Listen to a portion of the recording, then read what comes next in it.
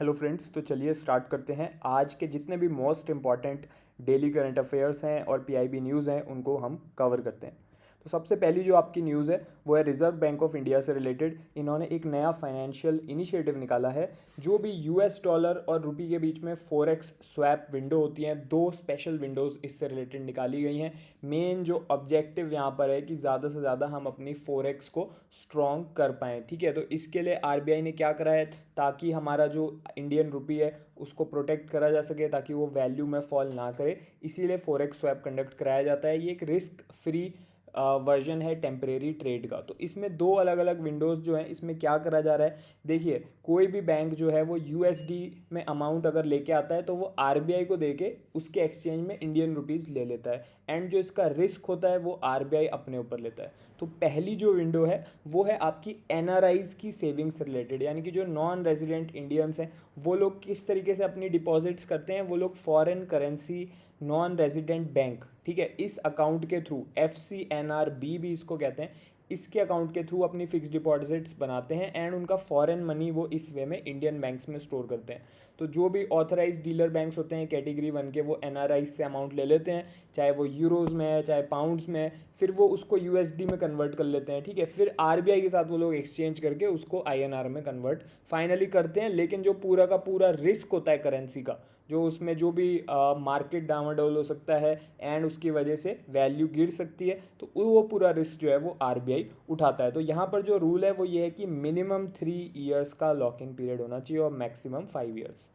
इसके अलावा जो सेकंड विंडो है, जो स्पेशल विंडो है, वो है ईसीबी और ओएफसीबी से रिलेटेड। तो ईसीबी और ओएफसीबी क्या है, ईसीबी होता है एक्सटर्नल कॉमर्शियल बोरोइंग। ठीक है, जब कोई भी इंडिया में पब्लिक सेक्टर यूनिट जो पीएसयू है उसको अगर फंडिंग चाहिए तो वो लो कॉस्ट पे फॉरेन लोन्स उठाता है। ठीक है, यूएसडी में लोन्स ले लेगा बाहर से। सेकंड जो है वो है ओएफसीबी, ये है ओवरसीज फॉरेन करेंसी बोरोइंग, यानी कि कोई भी इंडिया में बैंक है, इंडियन कॉमर्शियल बैंक है, वो अगर लोन रेज कर रहा है खुद के लिए, ओके, तो इस किस तरीके से ये वर्क करता है, सेम वे में ये वर्क करता है कि पीएसयू या बैंक जो है भी है वो बाहर से लोन ले लेते हैं ग्लोबल मार्केट से, फिर वो लोग उसको डॉलर्स को एक्सचेंज कर लेते हैं आरबीआई के साथ रुपीज़ में, एंड आरबीआई इस पर कितना स्वैप रेट लगाता है स्वैप करने के लिए करेंसी को, 1.5% पर ईयर। ठीक है, तो बहुत ही डिस्काउंटेड रेट ये है।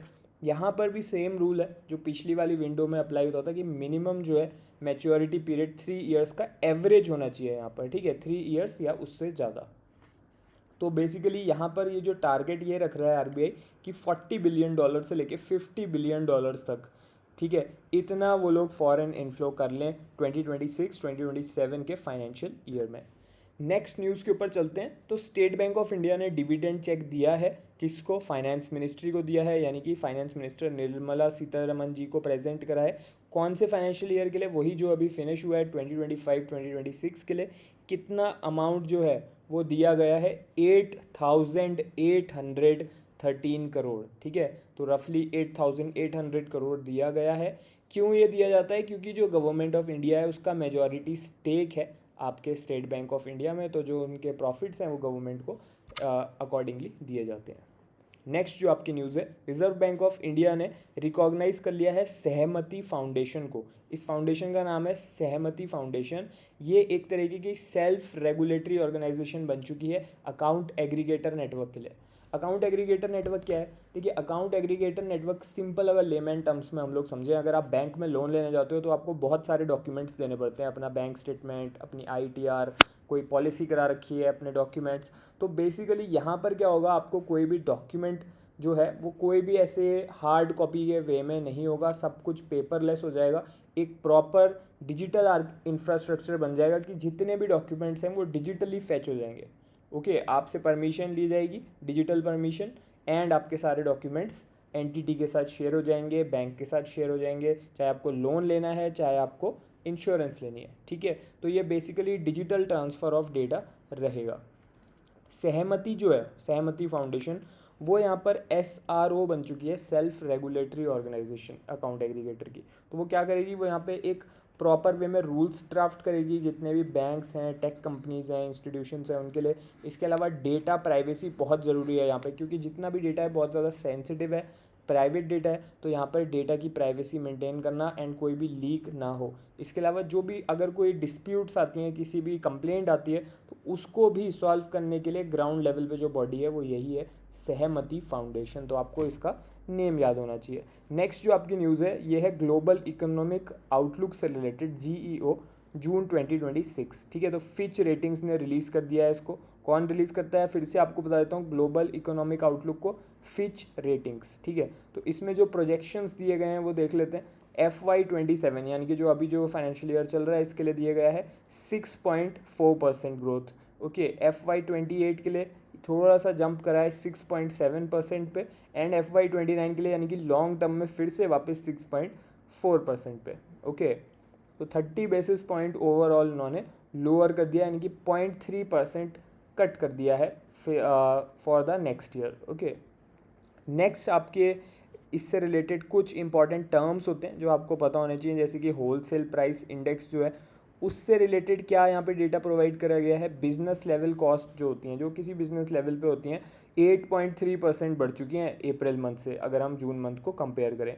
कंज्यूमर प्राइस इंडेक्स CPI जो होता है वो उतना ही है, लो 3.5% पर। एंड इसके अलावा जो इंडिया का कंज्यूमर इन्फ्लेशन है वो एक्सपेक्टेड है कि अभी और बढ़ेगा, ऐसा नहीं है कि बस इतना ही बढ़ेगा, अभी 5.3% तक जाने का दिसंबर 2026 तक एक्सपेक्टेड है।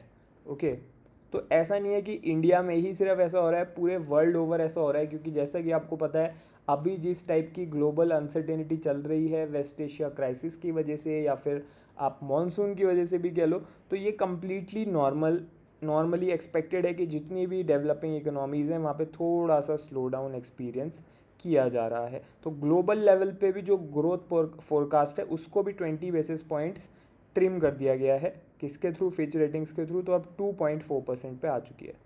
नेक्स्ट जो आपकी न्यूज़ है, insolvency and bankruptcy code 2016 IBC proceeding से रिलेटेड है। तो सुप्रीम कोर्ट ऑफ इंडिया ने एक जजमेंट दिया है, उसमें उन्होंने कहा है कि अगर दो अलग अलग जो हमारा IBC है 2016 एंड जो हमारे सुप्रीम कोर्ट के रूल्स हैं SCR, इन दोनों के बीच में कुछ भी कॉन्फ्लिक्ट आ रही है, कोई चीज़ समझने में प्रॉब्लम हो रही है बिकॉज ऑफ कॉन्ट्राडिक्टरी थिंग्स, तो फिर जो IBC में मैंशनड है वही चीज़ मानी जाएगी। ठीक है, तो IBC कब लॉन्च हुआ था आपको पता होना चाहिए, 2016 में।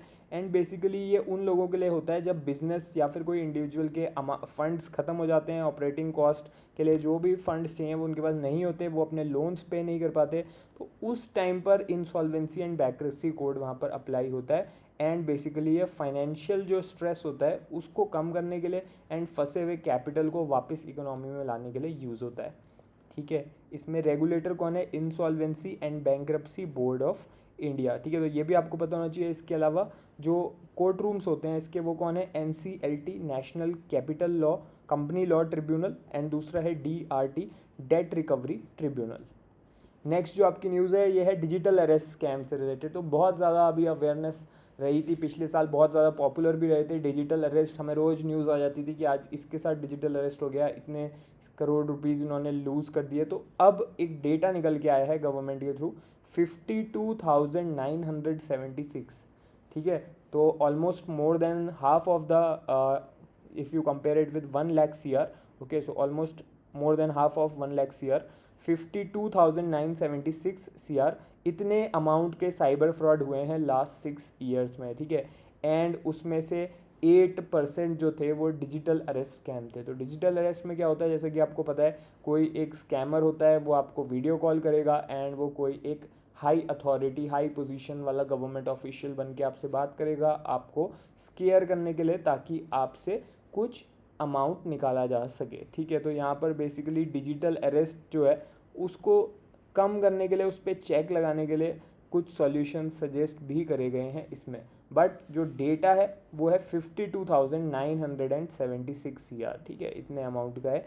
जो नए लॉज हैं उसमें इसको एक अलग से एक डिफरेंट सीवियर लेवल का क्रिमिनल ऑफेंस माना गया है डिजिटल अरेस्ट को। ठीक है, एंड इसी के साथ जो म्यूल अकाउंट्स होते हैं ना, वहीं पे अमाउंट जाता है, क्योंकि अगर आपके अकाउंट से पैसा कोई ले रहा है इस तरीके से आपको डिजिटल अरेस्ट करके, तो वो अमाउंट कहीं जाएगा भी किसी अकाउंट में, तो वो जो अकाउंट है वो म्यूल अकाउंट होते हैं। अगर म्यूल अकाउंट नहीं होंगे तो वो अमाउंट कहीं जा नहीं पाएगा। नेक्स्ट जो आपकी न्यूज़ है, 1.25 लाख करोड़, ठीक है, इतने अमाउंट का रूरल डेवलपमेंट इम्प्रूव करने के लिए एक नया फ्रेमवर्क रोल आउट हो रहा है 1 जुलाई से, ठीक है। तो किसने इस मीटिंग को चेयर करा था? Minister for rural development Shri Shivraj Singh Chouhan ji ने।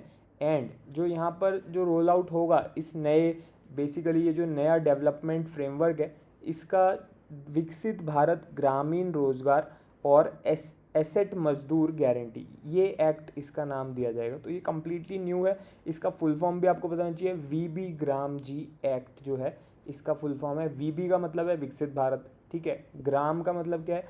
ग्रामीण रोजगार एसेट मजदूर गारंटी, ठीक है। So this is the new thing. 1 जुलाई 2026 से स्टार्ट हो जाएगा एंड ये मनरेगा की जगह पर उसी को रिप्लेस कर रहा है। तो जो इसका टोटल बजट है वो आपको पता होना चाहिए, 1.25 लाख CR रुपीज़। कितनी ग्राम पंचायत को ये कवर करेगा? 2.8 लाख ग्राम पंचायत को। एंड यहाँ पर कितने दिन का आपको मैंडेटरी मैनुअल गारंटीड वर्क मिलेगा? 125 डेज़ का। जहाँ मनरेगा में क्या होता था 100 डेज़ का आपकी लिमिट होती थी, बट यहाँ पे 125 उसको बढ़ा दिया गया है, ओके। एंड इसके अलावा डायरेक्ट बेनिफिट ट्रांसफ़र, जैसा आपको पता ही है, DBT के थ्रू आपके पेमेंट आपके अकाउंट में आती है direct without any middle man, तो सेम वे यहाँ पर फॉलो होगा। इसके अलावा कौन कौन सी चीज़ें, इसके सेक्टर्स कौन से हैं इससे रिलेटेड जहाँ पर इम्प्रूवमेंट करा जाएगा, यानी कि जो एम्प्लॉयमेंट होगा वो कौन से सेक्टर्स में मिलेगा? इंफ्रास्ट्रक्चर हो गया सबसे पहले, तो कहीं रोड बननी है, ब्रिज बनने हैं, स्कूल बनने हैं, बिल्डिंग्स बननी है, ताकि विलेजेस भी इंप्रूव हो एंड साथ में एम्प्लॉयमेंट भी मिलता रहे। इसके अलावा लाइवलीहुड के हब्स, ठीक है, जैसे कि सेल्फ हेल्प ग्रुप्स जो होते हैं वो कहाँ पर वर्क करेंगे, उनको वर्क करने के लिए एक स्पेशल प्लेस, एक शेड, ठीक है। इसके अलावा वाटर सिक्योरिटी के लिए, यानी कि अगर कुछ फ्लड सिचुएशन है कहीं पर कोस्टल एरिया में, तो उसको कम करने के लिए अगर बांध बनाने हैं या कुछ वाटर लॉगिंग कम करनी है, ठीक है, या फिर वाटर का कंजर्वेशन करना है, तो उसके लिए भी यहाँ पर जो एम्प्लॉयमेंट है वो प्रोवाइड करा जाएगा। नेक्स्ट जो आपकी न्यूज़ है, union education minister Dharmendra Pradhan जी जो हैं उनको लेटर ऑफ अप्रूवल हैंड करा गया, ठीक है। कौन कौन सी यूनिवर्सिटीज़? यूनिवर्सिटी ऑफ ब्रिस्टल, ठीक है, university of New York York and university of New South Wales, ठीक है। इन सब को दिया गया है लेटर ऑफ अप्रूवल, तीनों यूनिवर्सिटीज़ को। अब ये इंडिया में कैंपस इस्टेब्लिश करेंगे, ठीक है। तो जो नए कैंपस हैं उनकी क्या लोकेशंस है कि तीनों में से 2 जो हैं वो यूनाइटेड किंगडम की यूनिवर्सिटी है, ब्रिस्टल एंड यॉर्क, एंड जो थर्ड वन है university of New South Wales, ये ऑस्ट्रेलिया की है। तो जो यूनाइटेड किंगडम की हैं वो दोनों मुंबई में इस्टेब्लिश करेंगी आप अपने ओवरसीज़ कैंपस, एंड जो ऑस्ट्रेलिया की है इस तरीके से याद रख लो, ऑस्ट्रेलिया वाली बेंगलुरु में अपना इस्टेब्लिश करेगी, ओके। तो यहाँ पर बेसिकली क्या होगा, इसके थ्रू जो भी आपके इंडियन यूथ है उनको प्रॉपर स्किलिंग मिलेगी एंड जो इंडस्ट्री रिलेटेड जो भी टेक्नोलॉजिकल एडवांसमेंट्स हैं उनके साथ उनकी अवेयरनेस बढ़ेगी, क्योंकि जो ग्लोबल लेवल पे चीज़ें चल रही हैं वो आपको तभी पता चल पाएंगी जब जो फॉरेन यूनिवर्सिटीज़ हैं वो भी इंडिया में अपने कैंपसेस खोलें ताकि बेटर एक्सपोजर मिल सके। नेक्स्ट न्यूज़ के ऊपर चलते हैं। Minister of food processing industry, ठीक है, चिराग पासवान जी, हम सबको पता है, इन्होंने सैपलिंग डायलॉग को इनॉग्रेट कराया। अब ये सैपलिंग डायलॉग क्या है, ठीक है, तो ये भी आपको पता होना चाहिए। सैपलिंग डायलॉग का फुल नेम है south Asian policy leadership for improve nutrition and growth. तो ये आपकी न्यूट्रिशन और ग्रोथ से रिलेटेड है, साउथ एशिया में पॉलिसी लेवल की लीडरशिप है। इसका थीम क्या था आपको पता होना चाहिए, unlocking value, advancing food processing for employment generation and sustainable growth in south Asia, ठीक है। तो ये था, इसको लीड किसने करा था इस पूरे इनिशिएटिव को? वर्ल्ड बैंक ग्रुप ने। तो बेसिकली ये एक रीजनल लेवल का प्लेटफॉर्म है सिर्फ और सिर्फ साउथ एशियन कंट्रीज़ के लिए, ताकि ये लोग अपनी फूड इंडस्ट्री जो है उसको कम्प्लीटली ट्रांसफॉर्म कर पाएँ, वहाँ पे पॉलिसीज़ चेंज कर पाएँ, प्राइवेट इन्वेस्टमेंट इम्प्रूव कर पाएँ, हर तरीके के जिस तरीके से उनको बेटर करा जा सकता है वो सारे के सारे एक्शंस को प्रमोट करने के लिए सैपलिंग डायलॉग है। नेक्स्ट जो आपकी न्यूज़ है, IMI रेजिस्टेंट मस्टर्ड हाइब्रिड जो है वो इंडिया लॉन्च करने वाला है। IMI क्या होता है? इमिडाजोलिनाइन, ठीक है। तो ये जो है IMI रेजिस्टेंट जब होगी मस्टर्ड हाइब्रिड, तो आपकी ऑयल की जो पैदावार है यानी कि जो यील्ड है वो बढ़ जाएगी, ठीक है। ये GM क्रॉप्स के अंडर आता है, GM क्रॉप्स के अंडर नहीं आता है, जैसे कि जेनेटिकली मॉडिफाइड कुछ क्रॉप्स होती हैं, ठीक है, उसमें क्या होता है, उनकी ना जेनेटिकली मॉडिफाई करने की वजह से कभी कभार उनकी न्यूट्रिशन वैल्यू भी ख़त्म हो जाती है एंड कभी कभार अच्छी प्रोड्यूस नहीं मिल पाती। तो ये जो टेक्निक है ये डिफरेंट टेक्निक है, इसको बोलते हैं म्यूटेशन ब्रीडिंग। ठीक है, ये इतना हेल्पफुल क्यों है ये भी आपको पता होना चाहिए। अगर कोई आप डिस्क्रिप्टिव आंसर भी लिख रहे हो, अगर उसमें एग्रीकल्चर से रिलेटेड बात हो रही है, ठीक है, या फिर ऑयल से रिलेटेड बात हो रही है इंडियन कॉन्टेक्स्ट में, तो वहाँ पे आप इसका एग्जांपल दे सकते हो, डेफिनेटली आप इसको कोट कर सकते हो। इस समय प्रॉब्लम ही यही है कि इंडिया बहुत ज़्यादा ओवरली डिपेंडेंट है फॉरेन नेशंस के ऊपर कि हमें कुकिंग ऑयल वहाँ से मिलेगा। अभी इंडिया ने 2024-2025 में 16 मिलियन टन एडिबल ऑयल, इतना ज़्यादा एडिबल ऑयल इंपोर्ट करा था। ओके, तो इसीलिए अगर हम डोमेस्टिक लेवल पे मस्टर्ड के हाइब्रिड्स को स्केल अप कर लेते हैं तो इंडिया सेल्फ रिलायंट बन सकता है। नेक्स्ट जो आपकी न्यूज़ है, एक 250 मेगावाट का सोलर प्रोजेक्ट जो है, ठीक है, उसको राजनाथ सिंह जी ने अप्रूव करा है, जो हमारे डिफेंस मिनिस्टर हैं राजनाथ सिंह जी। ठीक है, with battery energy storage system, तो इसके साथ में एक बैटरी एनर्जी स्टोरेज सिस्टम भी है। तो ये मिनिस्ट्री ऑफ डिफेंस के अंडर आते हैं। ठीक है, डिफेंस मिनिस्टर है, तो उन्होंने सबसे बड़ा पहली बार मिनिस्ट्री ऑफ डिफेंस ने सोलर एंड बैटरी प्रोजेक्ट लगाया है जो कि मिलिट्री लैंड के ऊपर बना है। तो जो सीतापुर कैंट था यूपी में, वहाँ पे 850 एकर्स की डिफेंस लैंड जो थी वो वेकेंट थी, क्योंकि जो पुराने कैंटोनमेंट्स होते हैं जो ब्रिटिशर्स के टाइम पे थे, तो वहाँ पे लैंड बहुत ज़्यादा थी। तो जो भी वेकेंट लैंड है जो अब यूज़ में नहीं है, वहाँ पर ऐसे प्रोजेक्ट्स स्टार्ट करने की तरफ ये एक नया इनिशिएटिव है। ओके, एंड एनटीपीसी लिमिटेड जो इंडिया की सबसे बड़ी पावर रिलेटेड फर्म है, ठीक है, ये आपकी पीएसयू है। तो बेसिकली यहाँ पर क्या है, उसी को इस पर टास्क दिया गया है, they have been given the responsibility for the same. Next जो आपकी न्यूज़ है, जितेंद्र सिंह जी यूनियन मिनिस्टर जो हैं एंड यूपी के जो हमारे सीएम है योगी आदित्यनाथ जी, इन्होंने रीजनल लेवल का एक मेट्रोलॉजिकल सेंटर जो है उसको इनाग्रेट करा। कहाँ पर है ये regional meteorological centre? Lucknow, Uttar Pradesh में। ठीक है, तो बेसिकली ये एक लोकल लेवल पे आपको high tech weather monitoring provide करेगा एंड साथ में यूपी के साथ में जो लगे हुए स्टेट्स हैं जैसे कि उत्तराखंड हो गया, बिहार हो गया, तो इनको भी प्रॉपर ये data monitoring and the data collection provide करेगा, डेटा सर्विसेज। नेक्स्ट जो आपकी न्यूज़ है तमिलनाडु से रिलेटेड है, तो अब चलते हैं तमिलनाडु में। यहाँ पर क्या हुआ है, एक नया इनिशिएटिव यहाँ पर लॉन्च करा गया है, सिंगापेन स्पेशल टास्क फोर्स। ठीक है, तो ये क्या है, बेसिकली ये ऑल वीमेन यूनिट है, मतलब ये एक ऐसी पुलिस फोर्स है स्पेशलाइज्ड है जिसमें सिर्फ और सिर्फ वीमेन होंगी एंड ये डायरेक्टली पब्लिक सेफ्टी के ऊपर, क्राइम्स के ऊपर एंड वीमेन के लिए एक सेफ एनवायरनमेंट बनाने के ऊपर काम करेंगी। ओके, एंड इसका पूरा का पूरा जो सुपरविजन है वो कौन कर रहा है? कोई भी पुलिस डिपार्टमेंट का बहुत बड़ा हेड नहीं कर रहा है, directly chief minister of Tamil Nadu जो है वो इस चीज़ को हेड करेंगे। ओके, तो ये चीज़ भी आपको पता होनी चाहिए। कमांड कौन कर रहे हैं इस टास्क फोर्स को? के भावनीश्वरी, जो कि आईजीपी हैं। नेक्स्ट जो आपकी न्यूज़ है, अडानी पोर्ट, ठीक है, एंड जो स्पेशल इकोनॉमिक जोन SEZ होते हैं, ठीक है, उन्हें 10 ईयर्स का कॉन्ट्रैक्ट मिल चुका है। कौन से कंट्री में मिला है पता होना चाहिए, अर्जेंटीना में मिला है। कितने अमाउंट का कॉन्ट्रैक्ट है? 70 मिलियन USD। ठीक है, तो अब जो अडानी ग्रुप है वो साउथ अमेरिका में भी मैरीटाइम और एनर्जी मार्केट में एंटर कर चुका है। नेक्स्ट जो आपकी न्यूज़ है, रैपिडो, ठीक है, इसने टीम अप करा है किसके साथ? Ministry of road transport and highways के साथ। तो रैपिडो हम सबको पता है, इसके अंडर क्या आएगा? राहावीर लाइफ सेविंग स्कीम। ठीक है, तो रैपिडो जैसी ब्रांड ने ministry of road transport and highways के साथ करा है, क्योंकि जो रैपिडो राइडर्स होते हैं वो आपको पता ही है कितने होते हैं, वो अभी तक कितने हैं? 4 लाख। ठीक है, उन्होंने राहावीर प्लेज ली एग्जैक्ट सेम टाइम पे एंड एक गिनीज वर्ल्ड रिकॉर्ड भी बनाया था। तो ये भी आपसे पूछा जा सकता है, ये डायरेक्टली रिलेटेड नहीं है इस पार्टनरशिप से, लेकिन ये आपके रैपिडो से रिलेटेड है। रैपिडो ड्राइवर्स को रैपिडो कैप्टन्स भी बोलते हैं। ठीक है, ये भी चीज़ आपको पता होनी चाहिए। तो बेसिकली यहाँ पर क्या होगा, जो रियल वर्ल्ड में इमरजेंसी इश्यूज़ हैं, जो सिविक रिस्पॉन्सिबिलिटी होती है, वो उसको प्रमोट करा जाएगा। राहावीर स्कीम जो है वो क्या है, एक गवर्नमेंट का इनिशिएटिव है। ये कब लॉन्च हुआ था? अप्रैल 2025 में लॉन्च हुआ था एंड यहाँ पर बेसिकली जो फोकस है वो है उस टाइम पर कि जब आपका किसी का एक्सीडेंट हो जाता है, तो जो उसके बाद के मिनट होते हैं उनको गोल्डन आवर बोला जाता है, क्योंकि वो टाइम में क्या हो रहा है उस विक्टिम के साथ यही डिसाइड करेगा कि वेदर ही और शी विल सर्वाइव और नॉट। ओके, इसीलिए कहते हैं कि अगर प्रॉपर मेडिकल केयर 1 घंटे के अंदर अंदर मिल गई तो फिर सर्वाइव करने के जो चांसेस हैं वो 50% से ज़्यादा हो जाते हैं।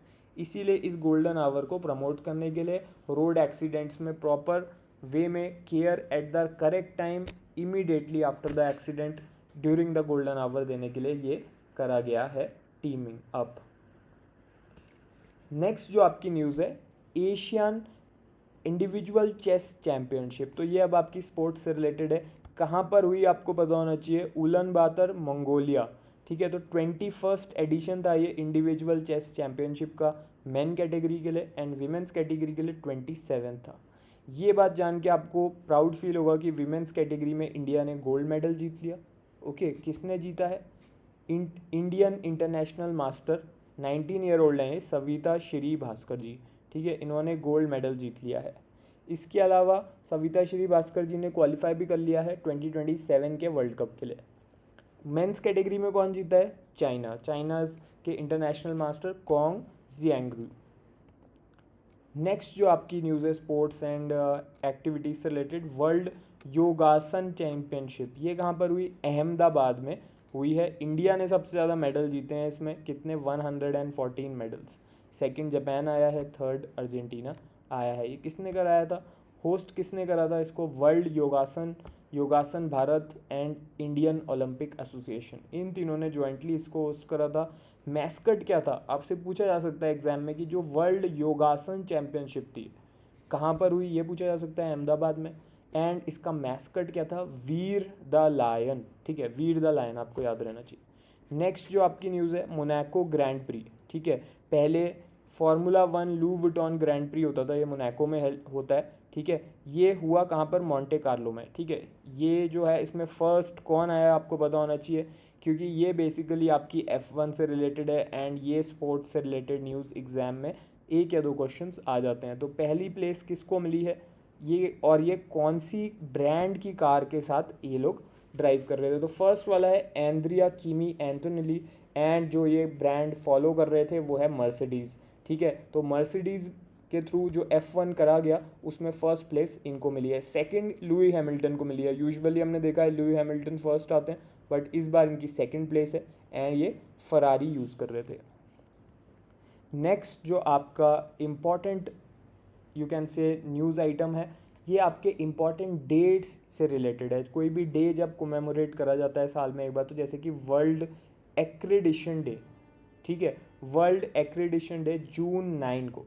तो ये आपको पता होना चाहिए कि इस बार वर्ल्ड एक्रेडिशन डे का थीम क्या था? Innovation, trust and sustainability, power of accreditation. ठीक है, तो बेसिकली एक्रेडिशन क्या होता है? ये एक रिव्यू प्रोसेस होता है। अगर कोई भी ऑर्गेनाइजेशन है, कोई लेबोरेटरी है, उसका रिव्यू होता रहना चाहिए एक फॉर्मल वे में, चेक करने के लिए कि क्वालिटी मेंटेन हो रही है कि नहीं, सेफ्टी मेंटेन हो रही है कि नहीं, एंड जो सब लोग वहाँ पर काम कर रहे हैं वो प्रॉपर वे में काम कर रहे हैं कि नहीं। नेक्स्ट जो है जून 9 को, सेम डेट को, तो जून 9 को वर्ल्ड एक्रेडिशन डे भी और जून 9 को इंटरनेशनल आर्काइव्स डे भी। ठीक है, इसका थीम क्या था? #Archives for justice, rights, memory and futures. ठीक है, तो बेसिकली ये डे किसने इस्टेब्लिश करा था? इंटरनेशनल काउंसिल ऑफ आर्काइव्स ने 2007 में। तो ये थे आज के सारे most important daily current affairs. अब अगर आप RBI ग्रेड बी एग्ज़ाम को टारगेट करना चाहते हो 2027 में या 2028 में, तो क्लासेस स्टार्ट हो चुकी हैं इन एग्ज़ाम्स के लिए। ठीक है, मैं आपको पर्सनली गाइड करता हुआ चल रहा हूँ। लेफ्ट साइड में जो आपको कोर्स दिख रहा है RBI grade B selection system, इसमें वीकली बेसिस पे मैं आपको पर्सनली गाइड करता हूँ वीडियो कॉल्स पे। इसके अलावा सारी क्लासेस, स्टडी मटेरियल, एवरीथिंग इसमें कवर्ड है। इंटरव्यू, फेज़ 2, फेज़ 1 सब कुछ हम इसमें कवर करेंगे। तो इसको ज्वाइन करने का और डिटेल्स चेकआउट करने का जो लिंक है इस वीडियो के पिन्ड कमेंट में गिवन है। इसके अलावा सेकंड जो ऑप्शन है आपके पास, अगर आप बैंक PO एग्जाम्स को क्लियर करना चाहते हो तो आप दूसरा कोर्स ज्वाइन कर सकते हो, बिगिनर टू बैंकर कोर्स। इसमें भी मैं आपको पर्सनली गाइड करता हूँ for all the SBI PO, IBPS PO and the RRB PO examinations. तो कंप्लीट प्रिपरेशन आपकी इन एग्ज़ाम्स की इन कोर्सेज़ को ज्वाइन करके हो जाएगी। तो अब आप जाके इनके लिंक्स को चेकआउट कीजिए पिन कमेंट में जाके, एंड फिर देखिए आप कौन से एग्ज़ाम को टारगेट कर रहे हो, करना चाहते हो इनमें से, एंड फिर अकॉर्डिंगली आप अपनी प्रिपरेशन मेरी गाइडेंस के अंदर स्टार्ट कर सकते हो। अब हम मिलेंगे अगली क्लास में। Wish you all the best.